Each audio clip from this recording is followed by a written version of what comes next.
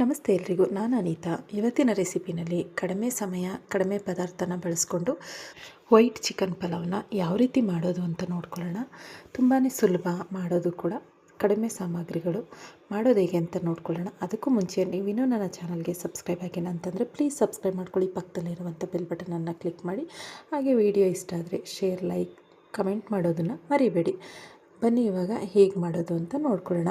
ಮೊದಲಿಗೆ ನಾನಿಲ್ಲಿ ಒಂದು ಮಿಕ್ಸಿ ಜಾರ್ನ ತೊಗೊಂಡಿದ್ದೀನಿ. ಅದಕ್ಕೆ ಒಂದು 5 ಹಸಿಮೆಣ್ಸಿನ್ಕಾಯಿ, 1 ಗೆಡ್ಡೆ ಬೆಳ್ಳುಳ್ಳಿ, ಒಂದು ಅರ್ಧ ಸ್ಪೂನು ಸೋಂಪು ಹಾಕ್ಕೊಂಡಿದ್ದೀನಿ. ಹಾಗೆಯೇ ಒಂದು ಅರ್ಧ ಸ್ಪೂನು ಗಸಗಸೆ, ಒಂದು ಅರ್ಧ ಸ್ಪೂನು ಕಾಳುಮೆಣಸು, ಅರ್ಧ ಇಂಚು ಶುಂಠಿ, ಹಾಗೆಯೇ 1-2 ಲವಂಗ, 1-2 ಏಲಕ್ಕಿ, ಒಂದು ಅರ್ಧ ಇಂಚು ಚಕ್ಕೆ, 1-2 ಗೆಡ್ಡೆ ಈರುಳ್ಳಿನ ಹಾಕ್ಕೊಂಡು ಚೆನ್ನಾಗಿ ನೈಸಾಗಿ ಪೇಸ್ಟ್ ಮಾಡ್ಕೊಳ್ಳೋಣ.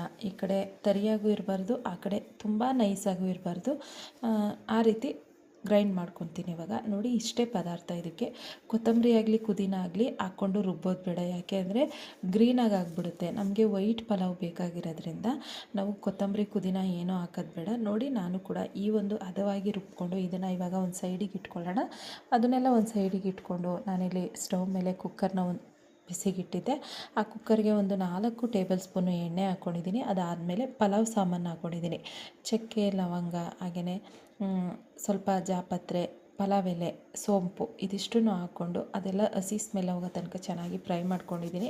ಅದಾದಮೇಲೆ 1 ಗೆಡ್ಡೆ ಈರುಳ್ಳಿನ ಕಟ್ ಮಾಡಿ ಹಾಕ್ಕೊಂಡಿದ್ದೀನಿ. ದಪ್ಪದು 1 ಗೆಡ್ಡೆ ಈರುಳ್ಳಿನ ಸಣ್ಣದಾಗಿ ಉದ್ದುದಕ್ಕೆ ಕಟ್ ಮಾಡಿ ಹಾಕ್ಕೊಂಡಿದ್ದೀನಿ. ಅದಾದಮೇಲೆ ನೋಡಿ, ಅದೆಲ್ಲ ಕಲರ್ ಚೇಂಜ್ ಆಗಬೇಕು, ಅಲ್ಲಿ ತನಕ ಫ್ರೈ ಮಾಡ್ಕೊಳ್ಬೇಕು. ಇಲ್ಲಿ ನೋಡಿ, ಇಷ್ಟ ಆದರೆ ಸಾಕು. ಇವಾಗ ಇದಕ್ಕೆ ನಾನು ಕಟ್ ಮಾಡಿ ಇಟ್ಕೊಂಡಿರುವಂಥ ಪುದೀನ ಹಾಗೆಯೇ ಕೊತ್ತಂಬರಿ ಸೊಪ್ಪನ್ನ ಹಾಕ್ಕೊಂಡಿದ್ದೀನಿ. 2 ಸಮ ಪ್ರಮಾಣನೇ ಕೊತ್ತಂಬರಿ ಅರ್ಧ ಹಿಡಿಯಷ್ಟು, ಹಾಗೆಯೇ ಪುದೀನ ಒಂದು ಅರ್ಧ ಹಿಡಿಯಷ್ಟು, ಎರಡನ್ನೂ ಕರೆಕ್ಟಾಗಿ ಸಮ ಪ್ರಮಾಣದಲ್ಲಿ ಹಾಕ್ಕೊಂಡಿದ್ದೀನಿ. ಇವಾಗ ಇದನ್ನು ಚೆನ್ನಾಗಿ ಎಣ್ಣೆಯಲ್ಲಿ ಮಿಕ್ಸ್ ಮಾಡ್ಕೊಳ್ಳೋಣ. ಅದಾದಮೇಲೆ ತೊಳೆದಿಟ್ಟಿರುವಂಥ ಚಿಕನ್ ಹಾಕ್ಕೊಳ್ತಾ ಇದ್ದೀನಿ. ನಾನಿಲ್ಲಿ ಅರ್ಧ kg ಚಿಕನ್ ತೊಗೊಂಡಿದ್ದೀನಿ. ಹಾಗೆಯೇ ರುಚಿಗೆ ತಕ್ಕಷ್ಟು ಉಪ್ಪು, ಇದಿಷ್ಟನ್ನು ಹಾಕ್ಕೊಂಡು ಚೆನ್ನಾಗಿ ಮಿಕ್ಸ್ ಮಾಡಿ ಚಿಕನ್ ಎಲ್ಲ ಚೆನ್ನಾಗಿ ಎಣ್ಣೆನಲ್ಲೇ ಫ್ರೈ ಆಗಬೇಕು. ಚಿಕನ್ನಲ್ಲಿರುವಂಥ ನೀರಿನ ಅಂಶ ಎಲ್ಲ ಸುಂಡಬೇಕು, ಡ್ರೈ ಆಗಬೇಕು. ಅಲ್ಲಿ ತನಕ ಚೆನ್ನಾಗಿ ಫ್ರೈ ಮಾಡ್ಕೊಳ್ಳೋಣ ಚಿಕನ್ನ. ಇವಾಗ ನಾನು ತೋರಿಸ್ತೀನಿ ಯಾವ ರೀತಿ ಅಂತ. ಇವಾಗ ಇದನ್ನು ಚೆನ್ನಾಗಿ ಮಿಕ್ಸ್ ಮಾಡಿ ನಾನು ಒಂದು 2 ನಿಮಿಷ ಚೆನ್ನಾಗಿ ಐ ಫ್ಲೇಮಲ್ಲಿ ಇಟ್ಕೊಂಡು ಫ್ರೈ ಮಾಡ್ಕೊಳ್ತೀನಿ. ಇವಾಗ ಇದನ್ನು ಹೀಗೆ ಬಿಟ್ಬಿಡ್ತೀನಿ. ಮುಚ್ಚಳ ಮುಚ್ಚೋದಿಲ್ಲ. ಮೇಲೆ ಮುಚ್ಚಳ ಮುಚ್ಚಿದ್ವಿ ಅಂದರೆ ನೀರೆಲ್ಲ ಡ್ರೈ ಆಗೋದು ಲೇಟ್ ಆಗಿಬಿಡುತ್ತೆ. ಚಿಕನಲ್ಲಿರುವಂಥ ನೀರೆಲ್ಲ ಬಿಟ್ಕೊಂಡಾಗ ಅದರಲ್ಲಿರುವಂಥ ನೀರು ಡ್ರೈ ಆಗೋದು ಲೇಟ್ ಆಗುತ್ತೆ. ಇದೇ ರೀತಿಯೇ ಓಪನಲ್ಲಿ ಇಟ್ಕೊಂಡು ಐ ಫ್ಲೇಮ್ ಇಟ್ಕೊಂಡು ಒಂದು 5 ನಿಮಿಷ ಫ್ರೈ ಮಾಡ್ಕೊಳ್ಳಿ. ಚೆನ್ನಾಗಿ ಎಣ್ಣೆ ಬಿಟ್ಕೊಂಡು ಫ್ರೈ ಆಗುತ್ತೆ. ನೋಡಿ, ನಾನು ಚಿಕನ್ ಹಾಕಿ ಚೆನ್ನಾಗಿ ಮಿಕ್ಸ್ ಮಾಡಿ ಆದಮೇಲೆ ಟೊಮೊಟೊನ ಹಾಕ್ಕೊಂಡಿದ್ದೀನಿ. ಒಂದೇ ಒಂದು ಮೀಡಿಯಮ್ ಸೈಜು ಟೊಮೊಟೊನ ಹಾಕ್ಕೊಂಡಿದ್ದೀನಿ. ಟೊಮೊಟೊ ಬಂದು ಆಪ್ಷನ್ನು, ಬೇಕಂದರೆ ಹಾಕ್ಕೊಳ್ಳಿ, ಇಲ್ಲಾಂದರೆ ಸ್ಕಿಪ್ ಮಾಡಿ. ನೋಡಿ, ಇವಾಗ ಚಿಕನ್ ಎಲ್ಲ ಚೆನ್ನಾಗಿ ಫ್ರೈ ಮಾಡ್ಕೊಂಡಿದ್ದೀನಿ. ಅದು ಕೂಡ ಎಣ್ಣೆ ಬಿಟ್ಕೊಂಡು ಎಷ್ಟು ಚೆನ್ನಾಗಿ ಫ್ರೈ ಆಗಿದೆ ನೋಡಿ. ಇವಾಗ ಇದಕ್ಕೆ ನಾನು ರುಬ್ಬಿಟ್ಟಿದಂಥ ಮಸಾಲೆನ ಹಾಕ್ಕೊಳ್ತಾ ಇದ್ದೀನಿ. ಲಾಸ್ಟಿಗೆ ರುಬ್ಬಿಟ್ಟಿರುವಂಥ ಮಸಾಲೆನ ಹಾಕ್ಕೊಳ್ತಾ ಇದ್ದೀನಿ. ಮಸಾಲೆ ಹಾಕ್ಕೊಂಡು ಚೆನ್ನಾಗಿ ಮಿಕ್ಸ್ ಮಾಡಿ ಫ್ರೈ ಮಾಡ್ಕೊಳ್ಬೇಕು. ಮಸಾಲೆನೂ ಕೂಡ ಎಣ್ಣೆ ಬಿಟ್ಕೊಂಡು ಚೆನ್ನಾಗಿ ಫ್ರೈ ಆಗಬೇಕು, ಅಲ್ಲಿ ತನಕ ಫ್ರೈ ಮಾಡ್ಕೊಳ್ಬೇಕು. ಇದನ್ನು ಐ ಫ್ಲೇಮಲ್ಲಿ ಇಟ್ಕೊಂಡು 1 ನಿಮಿಷ ಫ್ರೈ ಮಾಡ್ಕೊಂಡ್ರೆ ಸಾಕು, ಎಣ್ಣೆ ಅಂಶ ಎಲ್ಲ ಬಿಟ್ಕೊಳ್ಳುತ್ತೆ. ನೋಡಿ, ಈ ರೀತಿ ಆದರೆ ಸಾಕು. ಇವಾಗ ಇದನ್ನು ಚೆನ್ನಾಗಿ ಮಿಕ್ಸ್ ಮಾಡಿ ನೀರು ಹಾಕ್ಕೊಳ್ತೀನಿ. ನೀರನ್ನ ನಾನಿಲ್ಲಿ ಕುದಿಸ್ಕೊಳ್ಳೋದಾಗಲಿ ಅಥವಾ ಅಕ್ಕಿ ನೆನೆಸಿಡೋದಾಗಲಿ ಏನೂ ಮಾಡಿಲ್ಲ, ಡೈರೆಕ್ಟಾಗಿ ತಣ್ಣೀರೇ ಹಾಕ್ಕೊಳ್ತಾ ಇದ್ದೀನಿ. ಇವಾಗ ನೀರು ಹಾಕ್ಕೊಂಡ್ಬಿಡೋಣ. ನಾನಿಲ್ಲಿ ನಾರ್ಮಲಾಗಿ ಮನೆಯಲ್ಲಿ ಡೈಲಿ ಯಾವ ಅಕ್ಕಿನ ಬಳಸ್ತೀನೋ ಅದೇ ಅಕ್ಕಿನ ಹಾಕ್ಕೊಳ್ತಾ ಇದ್ದೀನಿ, ಅಂದರೆ ಬುಲೆಟ್ ರೈಸು. ಇವಾಗ ಅದಕ್ಕೆ 3 ಗ್ಲಾಸು ಕರೆಕ್ಟಾಗಿ ನೀರು ಹಾಕ್ತಾಯಿದ್ದೀನಿ. 1.5 ಗ್ಲಾಸು ಅಕ್ಕಿಗೆ ಕರೆಕ್ಟಾಗಿ 3 ಗ್ಲಾಸು ನೀರನ್ನ ಹಾಕ್ಕೊಳ್ತಾ ಇದ್ದೀನಿ. ಯಾಕೆಂದರೆ ನನಗೆ ಮಸಾಲೆಲಾಗಲಿ ಚಿಕನಲ್ಲಾಗಲಿ ನೀರಿನ ಅಂಶ ಇಲ್ಲ.